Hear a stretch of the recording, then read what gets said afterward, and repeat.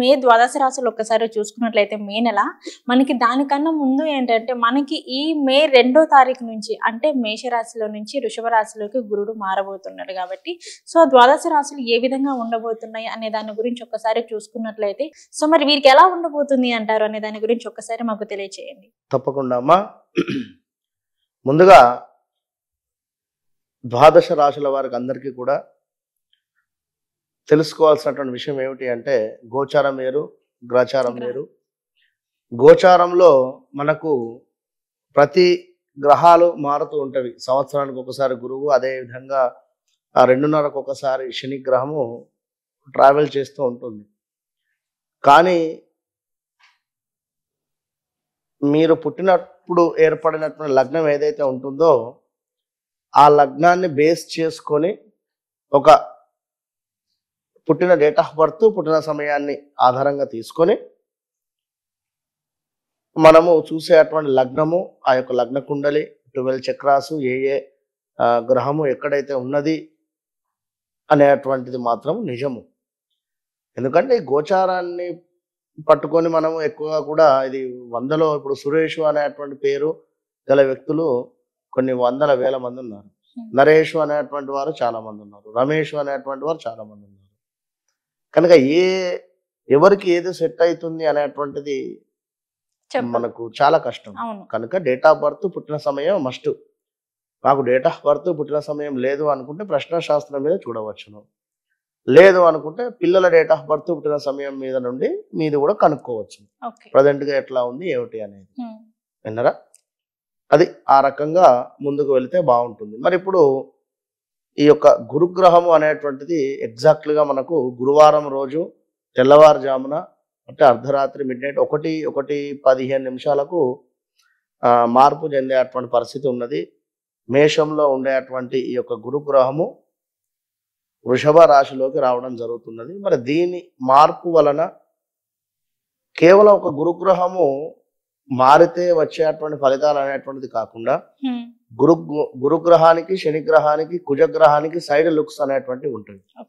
Overall గా 9 గ్రహాలలో ఈ 3 గ్రహాలకు ఎక్స్ట్రా లుక్స్ ఉంటుంది. కుజునికి ఉంటున్న స్థానం నుండి 4వ స్థానము, 7వ స్థానము, 8వ స్థానాన్ని ప్రేరేపించగలుగుతాడు.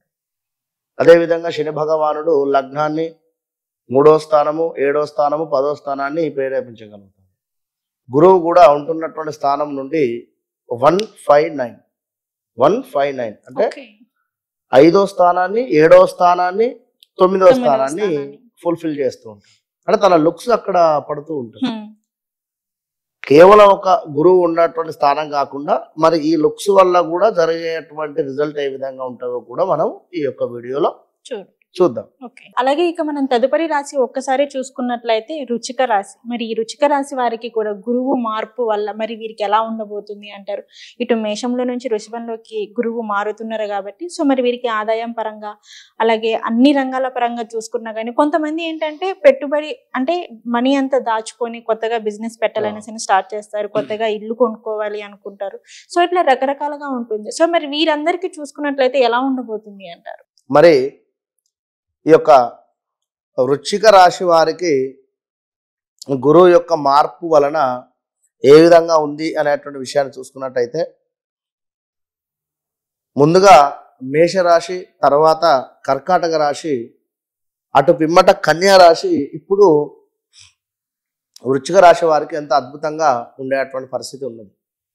ఎందుకంటే వీరికి గత 2021, 22, 23 నుండి కూడా చాలా మైనస్ వాతావరణంలోనే ఉన్నారు.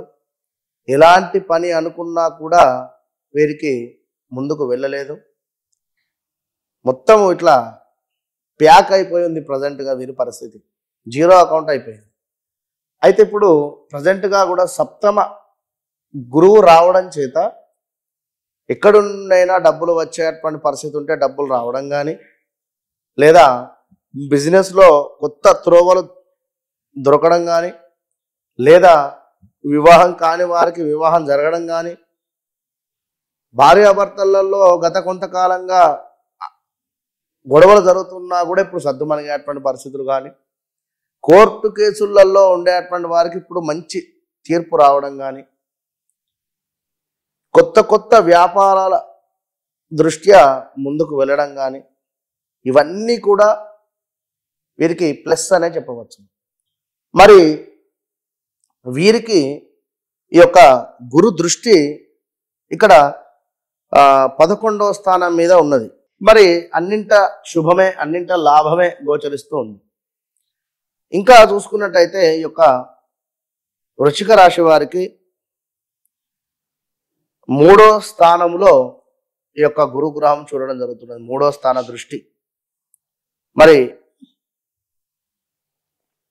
3వ స్థాన దృష్టి అంటే సోదరిమణులు కావచ్చును, అన్నదమ్ములు కావచ్చును, అక్క చెల్లెలు కావచ్చు, అందరూ వస్తారు. చిన్నవారు 3వ స్థానం అంటే అనూహ్య ప్రమాదాలు వారి వలన కావచ్చును, లేదా వారితో అయినా కావచ్చును. అంటే లావాదేవీలు డబ్బు పరమైనటువంటివి మంచిది కాదు.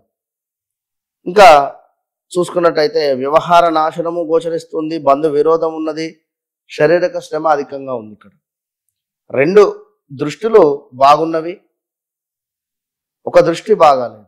సప్తమ దృష్టి లగ్నం మీద పడుతూ ఉన్నది కనుక ఇది కూడా మన 12వ స్థానం మీద మన లగ్నం మీద ఉంటుంది కనుక గురువు లగ్నాన్ని చూస్తూ ఉన్నాడు కనుక ఎలాంటి తప్పు చేయకూడదు అనేటువంటి ఒక ఆలోచన కానీ సిట్రైట్గా ఉండేటువంటి పరిస్థితులు కానీ ఉన్నవి కనుక మొత్తం మీద ఒక వృశ్చిక రాశి వారికి చాలా అంటే చాలా బాగుంది. All the best.